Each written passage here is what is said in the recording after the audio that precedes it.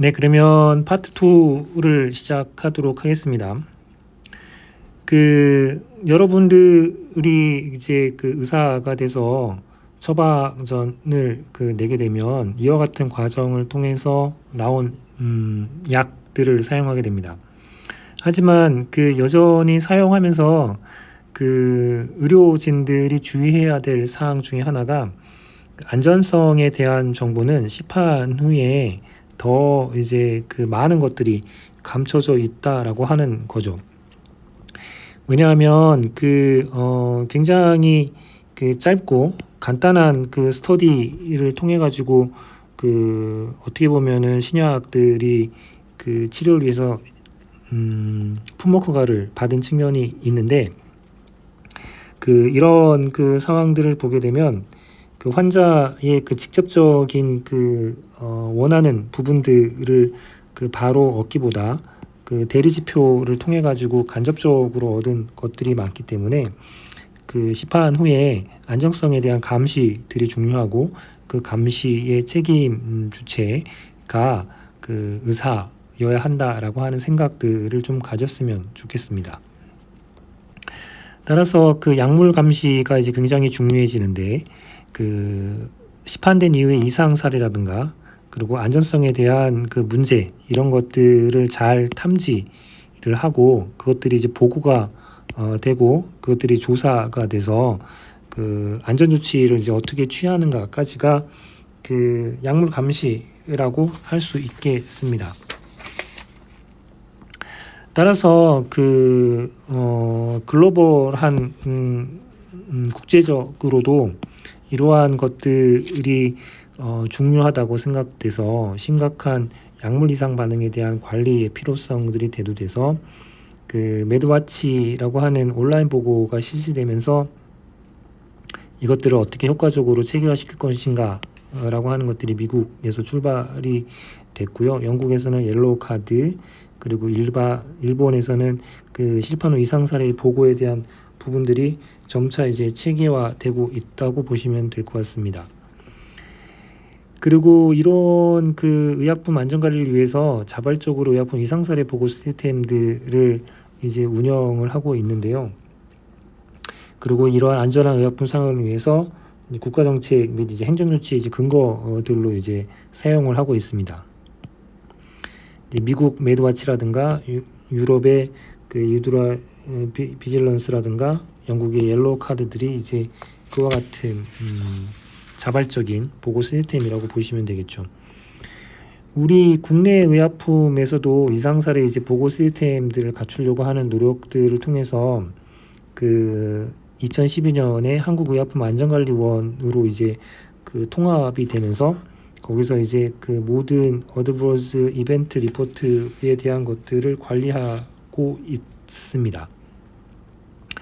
이러한 한국의약품안전관리원이 식약처하고 교류도 하고 그 다음에 각종 센터들 그리고 병의원들 소비자들 제약회사 이런 것들로부터 이제 정보나 부작용 보고들을 받아서 이런 것들에 대한 판단을 통해 가지고 국제기구와 정보 교환도 하고 그 다음에 여러 이제 안전 조치에 대한 것들도 내리게 되어 있습니다.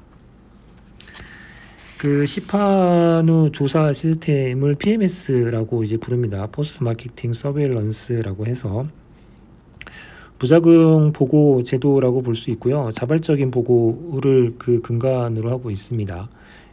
따라서 이게 전문가가 볼 때 이거는 보고해야 될 만하다라고 판단이 되시면 꼭 보고를 해서 많은 사람들이 거기에 대해서 한 번쯤 고민할 수 있도록 해주는 게 필요하다고 보시면 되겠죠. 재심사에 대한 제도가 있고요. 4-6년간 안정성 유효성에 대한 자료를 수집해서 재심사 신청하는 것들을 의무화시키고 있고 이것들이 최근 과학기술이 발전에 맞춰서 재평가에 대한 제도도 운영을 하고 있습니다. 이러한 PMS를 통해서 판매 금지가 된 서리바스타틴 같은 경우가 있고요. 제조사인 바이엘에서 스스로 이제 위드드로를 판정을 하고 있고 그리고 이러한 PMS 통해서 한 번쯤 판매량이 감소했다가 다시 재평가받는 약품들도 있습니다. 서리바스틴을 예를 보게 되면 고지혈증 치료제로 시판 허가가 내려졌는데 어떤 약하고 병용을 하게 되면 횡문근 융해증 위험성이 증가한다라고 하는 것들이 보고가 계속됐습니다. 그리고 호주에서도 그런 보고가 되고요. 유럽에서 이것 때문에 젠프로질이라고 이제 병용 금기가 되면서 이 서리바스타틴에 대한 것들이 불호하는 상황들이 터지게 되니까 2001년도에 자발적으로 시장에서 이제 철수하는 상황이 됐고, 그리고 아반디아 같은 당뇨병 약이 있는데 이것들은 뇌졸중이나 심장 말장에 대한 위험성들이 이제 보고가 되면서 국내에서 이제 사용 중지에 대한 신청들을 했다가 미국에서 이것들을 조금 더 분석을 해보니까 심장마비에 대한 위험을 증가시키지 않는다라고 하는 것들이 다시 서베일런스 되면서 사용 제한 조치들이 됐고, 그것들로 인해서 다시 GSK에서 아반디아를 이제 국내 공급을 재개하게 됐고, 그리고 효능이나 안전성 면에서 조금 쓰임새 있는 경구제제로 다시 재평가를 받게 되는 상황이 되기도 합니다. 따라서 PMS가 약의 위험성들에 대한 안전 조치를 취할 수 있고요. 또는 약물이 잘못 사용되거나 또는 제대로 사용되는 또는 재평가받는 계기로도 사용되기 때문에 다양하게 이 부분들에 대한 관심들을 가질 필요가 있습니다. 이상 사례를 보고를 하게 되면 DB에 충실도하고 실마리 정보를 검색을 해서 이 부분들에 대한 안전 정보를 분석 평가를 하고 모니터링을 통해 가지고 이제 이 부분들에 대한 허가사항 변경이나 어떤 경고 사인들을 보낼지에 대한 것으로 이제 관리 체계가 구축되어 있습니다. 그래서 여러분들이 사용하는 약물들에 있어서 openDrugSafe.or.kr에 가 보시면 약물들이 여태까지 보고되어 있는 현황 같은 것들을 잘 살펴볼 수 있기 때문에 그것들을 한 번쯤 들여다보는 습관 같은 것들을 가질 필요가 있을 것 같고요. 그리고 이런 체계들이 지역 약품안전센터하고 이제 연결이 돼서 이런 이상 사례가 분석이 되면 모니터링하고 센터에서 그것들을 어떻게 이제 관리할 것인가에 대한 체제들을 갖고 있다고 보시면 되고, 이 26개 권역센터들은 지역 병원하고 그리고 전국 약국하고 통합되어 있는 센터가 있고 한약하고 이제 통합되어 있는 센터, 이런 것들이 운영되고 있습니다. 28개소 지정형 현황을 보게 되면 각각 센터들이 이제 지역 병원들에서 이제 관계하고 있는데, 대전 충청에는 단국대, 충남대, 충북대가 있는 걸 알 수 있죠. 자, 이런 신약의 개발을 위한 전임상 시험, 과정을 통해서 임상시험 시청한 IND, 그리고 임상 시험, 그리고 NDA, 그리고 PMS 과정들을 통하면서 약의 생활사가 어떻게 정해지고 사람들한테 쓰임새가 어떻게 소통되는지 과정들을 이제 간단히 말씀드렸다면, 이제 그런 각 과정마다 각각 나라마다 이제 독립적인 규정들을 갖고 있게 되면 문제가 발생할 수 있기 때문에 그것들을 조금 통합하려고 하는 가이드라인 통합 노력들이 있었습니다. 그게 이제 ICH라고 해서 International Council for Harmonization이라고 해서 유럽과 그리고 미국과 한국과 일본에 있는 규정들을 OECD 가입한 나라들 기준으로 가이드라인 준수를 하는 통합화 작업들을 했고요. 이것들을 통해서 이 가이드라인을 준해서 만든 그 약들은 모두 다 이제 인정을 해주자라고 하는 상황들이라고 보시면 될 것 같습니다. 그래서 각각의 가이드라인에 대한 개념들을 이제 소개해 드리겠습니다. 첫 번째는 GLP라고 하는 Good Laboratory Practice라고 하는 개념입니다. 이 개념은 비임상 시험에 대해서 체계적인 그 관리 또는 그 절차, 이 신뢰성에 대한 보증을 하는 시스템이라고 보시면 되고요. 우리나라에서는 2003년부터 이 GLP 기관에서 시험한 것만 전임상 시험에 대한 결과로 인정해주는 체제가 되어 있습니다.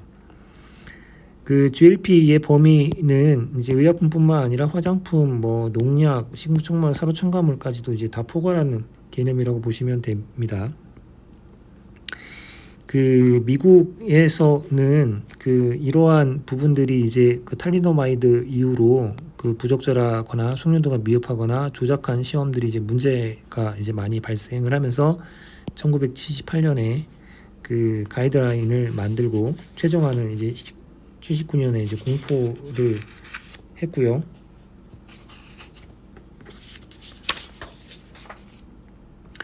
그리고 OECD에서 이제 그것들을 통합하고 상호 인정하는 그 규정들을 쭉 개정을 해내면서 그 1998년도부터 GLP 가이드라인 넘버들이 이제 각각 이제 체계화되고 지금 이제 21번 가이던스가 나와 있는 상태입니다. 각 회원국에는 이러한 그 시험 감사 등을 통해 GLP 준수를 하고 있는지 평가를 하게 되고요. 그리고 그 GLP를 준수하고 원칙에 따른다 그러면 그 회원국 간에는 상호 인정해 주는 과정들을 겪게 됩니다. 따라서 우리나라도 이제 GLP를 이제 그런 차원에서 도입을 했고 그 뭐 원인들 중에 하나는 1996년 OECD 가입을 하게 되면서 OECD 가입국에 따른 GLP 운영 체계를 이제 갖추는 시스템들을 갖게 되죠. GLP에 대한 관리 부처를 보게 되면 식약처와 국립환경원, 농정진흥청 이런 데서 이제 그 각각의 규정들을 갖고 관리를 하고 있습니다. 그 다음에 이제 아셔야 될 것들은 임상시험심사위원회라고 하는 곳에 대한 겁니다. IRB라고 주로 얘기하는데 Institutional Review Board라고 해서 기관에서 갖고 있는 윤리 심사를 하는 그 위원회라고 보시면 되죠. 주로는 그 인간 피험자에 대한 권리하고 복지를 보호해주는 기관이라고 보시면 되고요. 그 이러한 그 IRB는 그 인간 피험자에 대한 보호 수단에 대한 기관적인 차원이고, 그 다음에 동의서는 이제 그 다른 차원에서 이제 보호라고 보시면 되죠. 따라서 임상시험을 시작하기 위해서는 IRB 승인이 꼭 필수적이라는 것들을 이해하실 필요가 있습니다. 유럽 같은 경우에는 IEC라고 하는 명칭들을 사용하고 있고요. IRB하고 같은 역할을 하고 있는데 여기서는 이제 찬성 의견을 내는 방식으로 그 역할을 하고 있습니다. 근데 이것들이 마찬가지로 구속력을 갖고 있기 때문에 IRB하고 동일한 상황이라고 보시면 될 것 같습니다. IRB는 크게 두 가지가 있습니다. 시험기관에 속해 있는 IRB가 있습니다. 따라서 건양대 병원에 속해 있다면 건양대 병원이 갖고 있는 IRB에 그 심사를 받는 경우가 있을 수 있고요. 그리고 그 시험기관에 속해 있지 않는 IRB가 있습니다. 이것을 독립 IRB나 중앙 IRB라고 얘기하고 있습니다. 그 이런 IRB는 시험기관에 속하지 않는데 IRB 심사를 받아야 되거나 또는 그 자기가 소속된 기관에 IRB가 없거나 또는 그 시험기관에서 임상시험을 할 수 없거나 등등 또는 다기관에서 그 임상 시험들을 조금 빨리 진행을 하고 싶을 때 이것들을 도와주기 위해서 또는 그것들의 관리 체계를 일정하게 만들기 위해서 하는 IRB라고 보시면 되고, 국내에서는 중앙 IRB가 2022년 7월 달에 구성이 돼서 운영이 되고 있습니다. 그래서 중앙 IRB에 대한 제도들이 이제 나와 있는 것들을 보시게 되면, 우리나라 제약산업 규모가 이제 성장을 하고 있고, 그리고 임상시험 점유율도 이제 상승하고 있는 상황이어서 이것들을 이제 지원해줄 또는 임상시험에 따른 안전망을 강화할 필요성들이 사회적으로 생기게 됐습니다. 따라서 신속한 인상 진입뿐만 아니라 개별 IRB에 대한 심사 부담을 좀 완화하려고 하는 목적들이 이제 요구들이 생기게 되고, 안전관리가 이제 강화되어야 될 필요성이 생기게 되면서 중앙 IRB 출범의 필요성들이 생기면서 만들어진 거라고 보시면 되고요. 그리고 2022년 7월에 그와 관련된 약사법들이 개정이 돼서 중앙임상시험심사위원회를 운영할 수 있고, 그리고 이것들은 총리령이 정하는 범위에서 진행할 수 있다 라고 하는 것들이 생기게 됐죠. 그리고 이러한 임상시험 안전기관을 식약처에서 지정할 수 있다라고 되면서, 지정을 어디에 했냐면 대한의학회에 지정을 하고, 대한의학회에서 그 부분들을 관여해서 운영하고 있는 상태입니다. 중앙임상시험심사위원회 구성을 보게 되면 이와 같이 이제 업무 협약을 맺고 구성이 되어 있고요. 그와 같은 상황들 속에 저희 병원도 이제 포함되어 있다라고 하는 것을 알 수가 있고, 그리고 이러한 임상시험에 대한 규칙들을 보시게 되면 공정보건 때문에 긴급하게 이제 필요하다라고 했을 때 중앙 IRB를 활용할 수 있고, 그다음에 복수 임상시험기관에서 하거나 또는 새로운 치료법들이 이제 긴급하게 이제 필요해지는 경우에 자기가 소속된 IRB 이외에 이제 중앙 IRB를 이용할 수 있도록 되어 있습니다. 이것들을 이제 신청을 하게 되면 이와 같은 심사들을 통해서 승인이 되고 임상시험을 할 수 있도록 하고 있고요. 이 체제들이 잘 오픈이 되어 있기 때문에 것들을 통해서 진행을 하면 됩니다. 홈페이지의 주소를 보게 되면 CIRB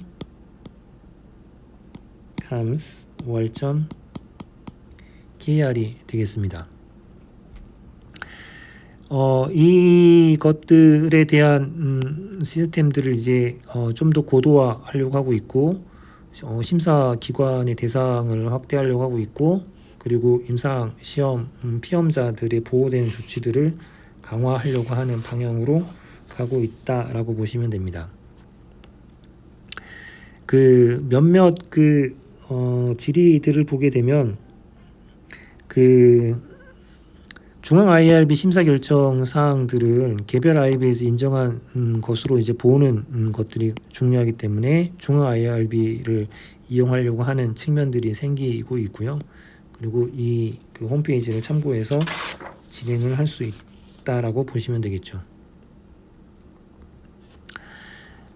IRB가 이와 같은 방식으로 운영이 될 때 운영 원칙에 대한 가장 기본적인 것들은 독립성이 가장 중요합니다. 그래서 이러한 독립성이 중요한 이유는 피험자들에 대한 권리와 복지를 보호하는 것들이기 때문이죠. 가장 기본적인 질문 두 가지의 원칙으로 모든 심사를 한다고 보시면 됩니다. 사람 피험자로 하는 시험이 정말로 실시되어야 되는가라고 하는 질문, 만약에 실시된다면 피험자에 대한 동의는 적절하게 잘 했는가에 대한 질문입니다. 시험이 필요한가에 대한 질문은 이득이 위험보다는 크다라고 하는 부분이 이제 판단의 근거가 되고요. 절차, 그리고 어떤 이득을 얻을 수 있는지, 그리고 선정이 공정한지에 대한 평가들을 하게 됩니다. 그리고 피험자에 대한 동의서가 이제 굉장히 중요한데 문서화되는 게 필요하고, 그리고 피험자의 서명을 받게 되죠. 그 안전성에 대한 모니터링이 되는지, 사생활 보호는 되는지, 데이터 비밀 유지는 되는지, 그러한 피험자에 대한 그 문제나 아니면 또는 참여로 인한 보상이나 이런 부분들에 대한 것은 어떻게 되는지에 대한 것을 잘 검토하도록 되어 있습니다. 그리고 동시에 취약한 환경에 있는 피험자들은 추가적으로 보호수단이 있는지 여부를 확인합니다. 대표적으로 어린이, 임산부 뭐 이런 부분들이 있고요. 그리고 교육 현장에서는 교수가 연구를 할 때 학생도 마찬가지로 취약한 피험자에 속하는 그 상황이기 때문에 관련해 가지고 검토가 필요하고 그것에 대한 요건들을 갖출 필요성들이 있습니다. 그리고 각국의 이런 규정들을 정해서 그 위반 여부에 대한 것들을 파악하는 것들이 잘 확립되어 있는 상태라고 보시면 되죠. 이런 것들에 대한 연구 계획들이 제출됐을 때 IRB에서 주요하게 검토한 사항들을 보시면 시험하는 사람의 자격, 임상시험 계획서, 그리고 피험자 동의서, 보상, 그 다음에 뭐 광고를 만약에 한다면 해당하는 부분에 대한 검토를 하는 거죠. 주로 이제 그 참여자 모집 광고에 대한 부분인데 이것이 적절하게 그 모집을 하려고 하는지 또는 피험자에 대한 보호 조치가 잘 안내되는지 이런 것들을 같이 살펴보게 됩니다.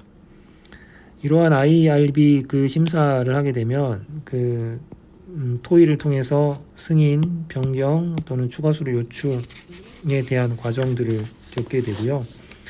그리고 대체로 이러한 심사 과정이 짧게는 2개월, 길게는 뭐 6개월 정도까지 걸리기 때문에 어떤 임상시험들을 계획하고 있다면 IRB에 대한 심의 절차들이 시간이 필요하다라는 것들을 꼭 염두에 둘 필요가 있게 되겠습니다. 시험자는 그 설명을 위해서 참석은 가능하지만 투표는 불가능하고요.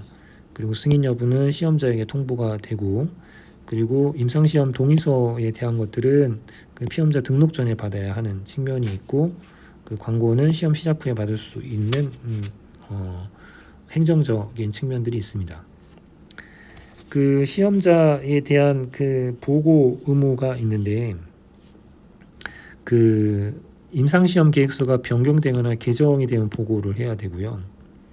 그리고 그 즉각 보고에 대한 것들은 이상 반응에 대한 보고는 신속하게 보고를 해야 되고, 그리고 그 위험이 예상하지 못한 문제에 발생하는 것도 신속하게 보고를 해야 되는 측면들이 있습니다. 따라서 어떤 사항들을 변경하거나 진행에 대한 정기적인 보고들은 그 일정한 과정들을 통해서 변경, 승인 뭐 이런 절차들을 밟으면 되고, 그리고 문제 사항이 발생하는 것들은 신속 보고를 해서 그 여타 더 악화되는 것들에 대한 부분들을 막기 위한 조처라고 보시면 될 것 같습니다. 임상시험은 그 1년에 1회 심의를 받아야 됩니다. 따라서 그 연구가 2년 또는 3년 반복이 된다면 그 매년 심사를 받아서 그 지속 심사에 대한 부분들이 있다라고 하는 것들을 인지하셔야 되고요.